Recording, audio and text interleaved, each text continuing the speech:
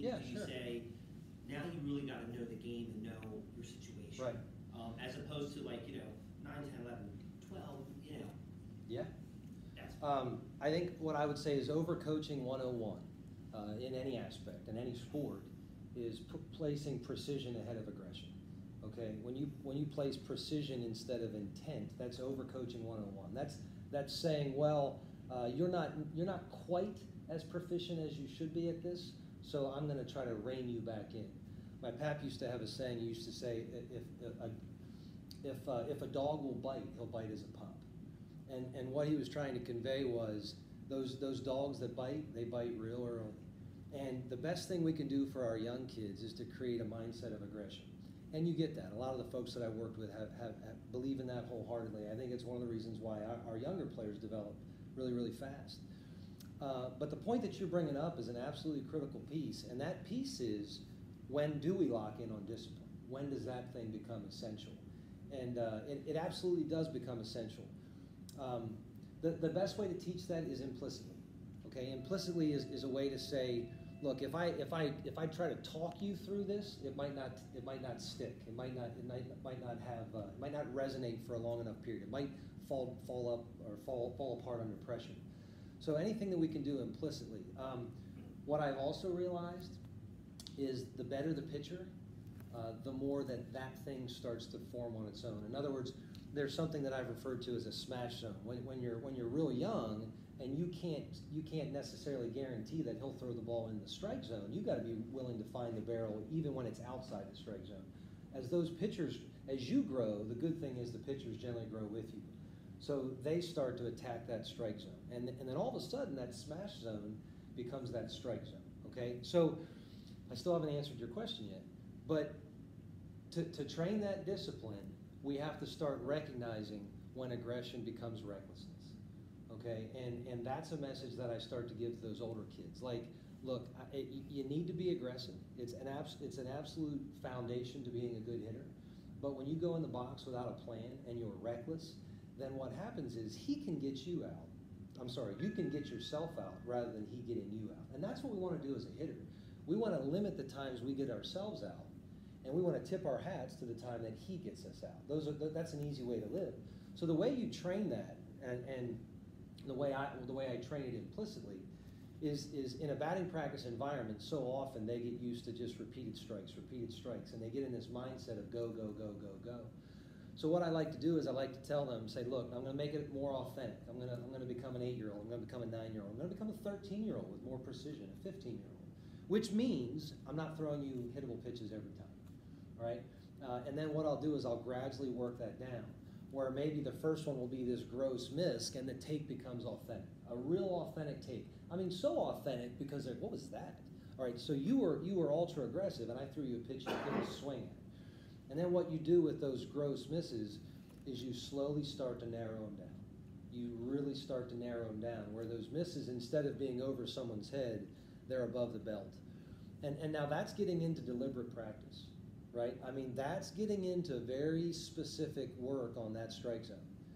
And that isn't feel-good time. Doug and I have a conversation many times. When you go into the cage environment with your son or your team, you might need to be very explicit and say, all right, are we here to have fun, or do we want to work on something? And either answer is fine. Both places have a place in the world. We can have a blast, and I could go hands off, and I could just clap and applaud. But if you want to improve, we might have to have a little feedback. Okay? So what I really like to do is I like to attack, hittable, and then I'll throw one above the belt. And then I'll throw one 3 inches off the outside corner. Then I'll throw one 2 inches off the inside corner. Every time they take one of those pitches, if you've ever seen me throw, what I tend to say is 3 inches, 3 inches, 2 inches, 2 inches. I'm just giving them my without a camera, I'm giving them my visual as to what I saw that as. Okay? That's the best you can do to create discipline. Do it implicitly, where you're not saying, hey, you can't swing at that. I mean, if I tell you can't swing at that, first of all, I got two issues. Who says you can't swing at that, right? For Roberto Clemente and Vladimir Guerrero are going to go in the Hall of Fame for swinging it. Yogi Berra, I guess. I never saw him play. But, swinging that crazy pitches, right? So who am I to tell you what you can and can't hit? But what we do know is true is that the better the pitcher, the more challenging it is to be effective when you do go outside the strike zone. That is very, very challenging. So if I heard you correctly, like you're almost helping kids calibrate. Absolutely. So you're helping kids calibrate a strike zone when you give that feedback. Instead of telling a kid, hey, good eye. Right.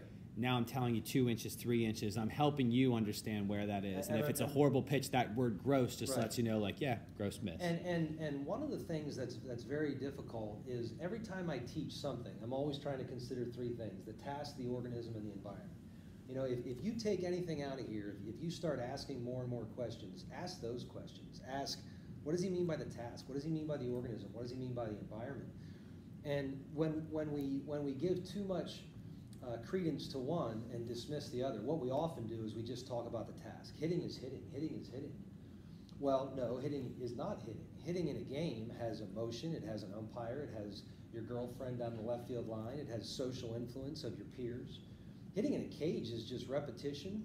Ball hits a net, it falls. There's not much pressure. It's a completely different task based upon the environment that you're in. So what tends to happen is players get in a mindset of repeat, repeat, repeat, repeat, repeat, repeat. In a game, they get in that box and they go, I say one shot for glory. You got one shot for glory, right? So in a practice environment, in a cage, if you're not at least trying to recognize the environment and how it's different, you might be doing a disservice to them, right? So what do I mean by that? I mean, you got one shot for glory. Like, get a good pitch and hit it hard, and be aware of what you're swinging at, what you're not swinging at, and don't just think that you're gonna get 7 more pitches after that swing.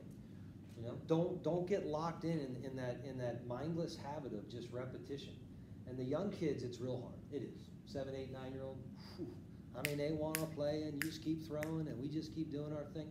The older you get, you do start to create some awareness, where you can slow it down in your mind and be more deliberate. But we can help those young kids by slowing down. Now, if you're their father, they don't want to hear you talk to them, right? Like they don't want to hear what you have to say. So you might just need to stop and slow down, and then feed it to them a little bit later. Throw it on the outside corner.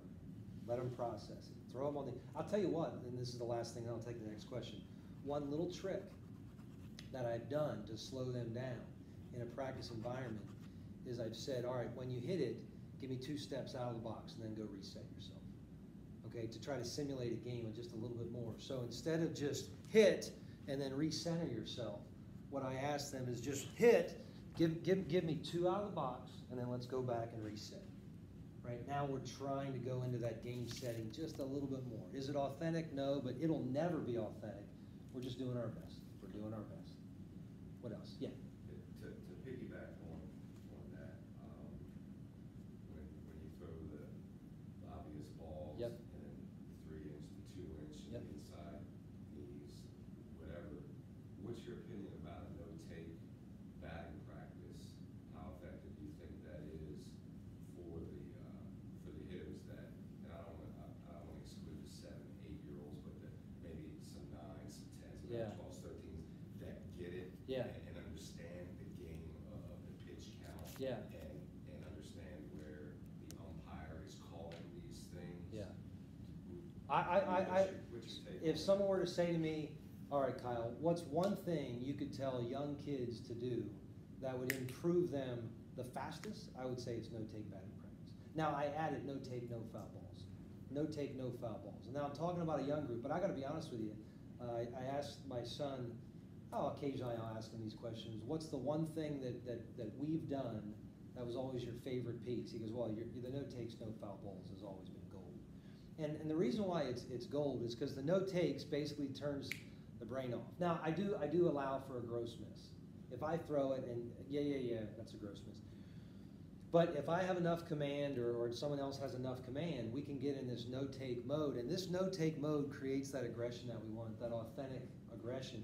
The beauty about the no-foul balls is what it really does is it starts to train implicit adjustment skills. So if you know, what you'll tend to notice is if you watch a big league game, some of those, the best of the best, they'll take a ball 2 inches off the inside corner, and they'll hit it fair, and they'll hit it out fair. And you're like, how in the world? Well, they've trained that adjustment skill, and they start to train it implicitly. It isn't something that you've got to just hound on them. If I throw a ball in the inside corner and you hit it into the third base dugout, okay, so you achieved the no-take part, but you hit it in the third base dugout. Like, that's not necessarily an authentic move. So the no foul balls, what they find themselves starting to do is make these real subtle little moves that are very authentic and exactly what you want to see. So to answer your question, someone would have to convince me long and hard that no takes, no foul balls is not one of the greatest things that we can do for our young hitters. So whenever you're doing no taking foul balls, how are you making that correction in that moment when they do hit that foul ball? What are you saying? I'm not. You're just letting just letting them process. Yeah. And so, and that's probably for next time, which is our presentation. But you know, there's two pieces. There's two perspectives that you take. One is this macro perspective, which is make them love the game. We want them just opening that car door up, sprinting to the field. That's a love of the game macro perspective. And then once they have that love of the game, then you can really hone in on work on the small stuff. You can identify weaknesses. You can work on a growth mindset. But you know, what is very presumptuous for a coach is to say, let's work on the things that you don't do well before they ever have a love of the game. What we'll do is we'll burn them out. We'll kick them out of the game. Okay? So I am always, and we'll talk about this next time, but if given a choice between having fun and giving feedback, I'll do fun all the time. And the greatest compliment that I've ever gotten from my son, he said, the greatest thing about you, Dad, is we always have fun at your practices. We always have fun at your practices. And I've coached Tyler, and we do. And look, is it selfish? Yeah, I don't like to be bored either. So when I open that car door up and I grab my stuff, I'm like this big kid that just knows more than that. And I'm like, let's go get after it. Let's have fun. And when they, you know, maybe that's why we've had success, because not so much of what we know, we just like to play and have fun. And then in the process, we learn a lot. But always under the umbrella of we love this game. We're gonna have fun doing it. But you make the practice fun. You have this ability to make the practice fun, but not let them get away with it. You know what I mean? Like you would talk. You would get on Tyler or Luke or whoever. Yeah. All the time, and I was like, "Thank you for doing it." And you said, "Steve, the day I stopped doing that, the day I stopped caring." Yeah. Right? But the kids know that, and that's what makes it special. I appreciate that. Right? Look, hey, one of the things, and this might be but I'll just address it right now. You know, two points. If you're coaching a team with your son on it, you gotta be consistent. Now, you know, I don't know who you are. I don't know your temperament. I don't know how you are as a coach. If you're a screamer, you gotta scream at all of them. And if you're mild, you gotta be mild with all of them. Okay? So if you can't not be mild with your son, then you gotta scream at all, right? I mean, but because you don't want to wear the dad hat when you're between the lines. It's impossible. Trust me, it's impossible. I know it. But you got to be consistent. And then here's the other thing. Giving critical feedback is essential if you want to grow. But if you give critical feedback without, it's gonna fall on deaf ears. The players that I've coached in the past, when I see them from a distance, they'll do that mocking me, and I'm like, all right, whatever.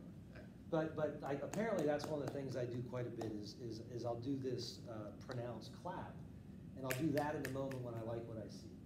Okay, so that's probably for the next time, but I appreciate that. What else? Yeah. What's your thoughts on like how you structure your bat order? You know, the conventional wisdom, your best hitter is your 3-hole, 4-hole, your worst hitter is your pitcher. I mean, what are your thoughts on? I would have to be convinced long and hard that your leadoff spot isn't your most important spot. Any time that I had a team, that first guy, we were going to announce our presence with shock and awe. And I happened to have a deep lineup where I could get away with it. But that first guy going to the box was usually my son. If it wasn't my son, it was someone else that could hit a ball over a fence. Anthony Volpe, who happens to be committed to Vanderbilt. Right? And now not everyone has that luxury, but that first guy going up for me could take you deep on pitch number 1. And so I definitely believe in that. the second hole,